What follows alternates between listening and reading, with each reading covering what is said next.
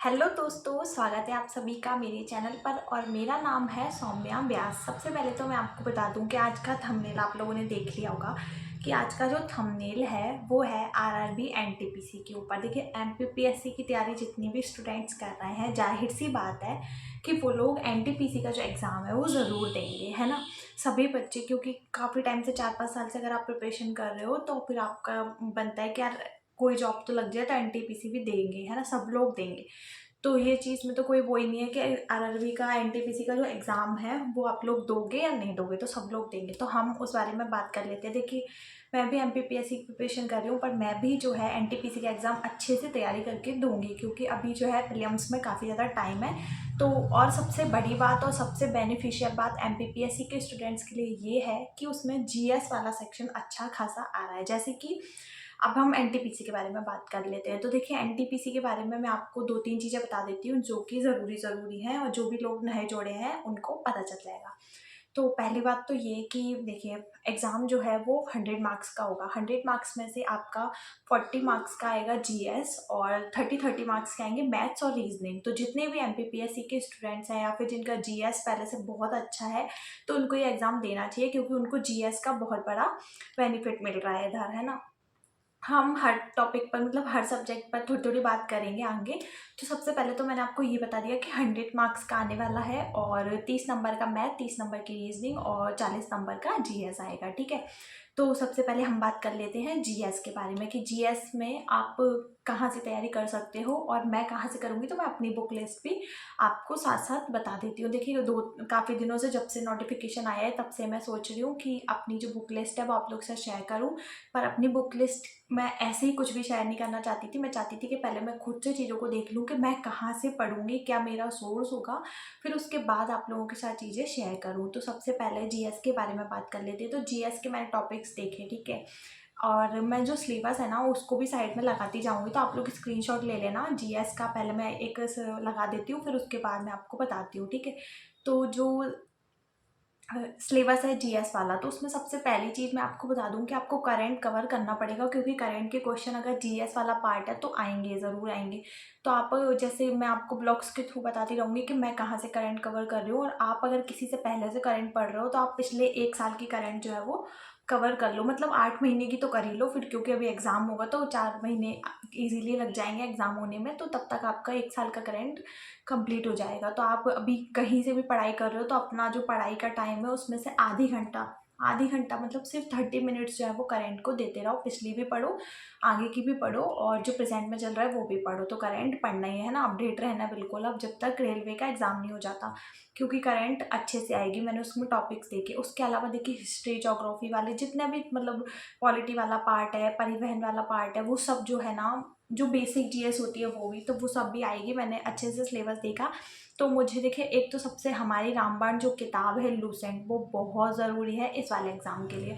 उसका आपको पेज 1 से लेके जो लास्ट पेज है ना उसको बहुत अच्छे से रट्टा मारना है, क्योंकि बहुत अच्छी बुक है और उसमें से आपको बहुत कुछ देखने को मिलेगा एग्ज़ाम में, ठीक है। तो आपको जीएस के लिए एक तो मैं वो चीज़ प्रेफर कर रही हूँ, और वो बुक होने को छोटी है पर उसमें बहुत कंटेंट है। आप उसको अच्छे से पढ़ोगे ना तो आपको समझ आएगा कि उसमें कितना सारा कंटेंट दिया हुआ है, और आपको उस कंटेंट को कवर करने में ही, अगर आप पहली बार लूसेंट पढ़ रहे हो तो आपको 2 महीने लग जाएंगे उसको याद करने में। अगर आपने पहले पढ़ी हुई है तो भी आपको 1 महीना उसको कवर करने में लग जाएगा, ठीक है। और दूसरी बात, एक स्पीडी आती है जीएस के लिए, रेलवे के लिए आती है। उसमें रेलवे के एग्जाम्स जितने भी हुए होते हैं पहले, तो उन रेलवे के एग्जाम्स के उसमें प्रीवियस क्वेश्चंस के उसमें टॉपिक वाइज दिया हुआ है। तो वो स्पीडी की बुक आप लोग ज़रूर ले लो, अभी ले लो। अच्छी सी मोटी सी बुक आती है, मैं यहाँ पे ऊपर फोटो लगा दूंगी। तो आप ये स्पीडी की जो बुक है इसको ज़रूर ले लो, एक ये और एक लूसेंट और करेंट, 3 चीज़ें जीएस के लिए बहुत सफिशियंट है। तो अब ये 3 चीज़ें तो मैं लूँगी ही लूँगी। मतलब लूसेंट तो है मेरे पास, स्पीडी नहीं है, तो मैं स्पीडी ले लूँगी, और मैं ये आपको फोटो लगा दिया तो आप ले लेना, ठीक है। उसके बाद हम बात कर लेते हैं मैथ्स की। सबसे पहले तो हम बात कर लेते हैं कि मैथ्स कहाँ से पढ़ूंगी मैं और आप लोगों को कहाँ से पढ़ना चाहिए। तो यार, मैथ्स के तो अभी काफ़ी सारे टीचर्स जो है वो ऑनलाइन बहुत अवेलेबल है। देखिए, मैं नाम बता देती हूँ आपको। साहिल खंडेलवाल सर बहुत अच्छा मैथ पढ़ाते हैं। उसके साथ-साथ एक आदित्य पटेल सर हैं विनर्स वाले, अच्छा मैथ पढ़ाते हैं, बहुत अच्छा पढ़ाते हैं। और उसके अलावा जो है एक सर अभी रिसेंट में एसएससी की प्रिपरेशन के लिए काफ़ी ज़्यादा फेमस हुए हैं, आदित्य रंजन सर। तो वो बहुत अच्छा मैथ पढ़ाते हैं, उनकी मैथ्स के क्वेश्चंस को जो सॉल्व करने की अप्रोच है वो बहुत अच्छी है। तो मैं आपको सजेस्ट करूँगी कि अगर आप बहुत बिगिनर हो, जैसे कि आप बहुत बिगिनर हो, आप पहली बार अगर अटेम्प्ट दे रहे हो, आप अभी जैसे मतलब अभी आपका ग्रेजुएशन कंप्लीट हुआ है या फिर 12th कंप्लीट हुआ है और अगर आप एनटीपीसी का एग्ज़ाम दे रहे हो, तो मैं आपको सजेस्ट करूँगी कि आप उनका एक कोर्स परचेज़ कर लो। ज़्यादा महँगा कोर्स नहीं आएगा, 500-600 रुपए का कोर्स आएगा।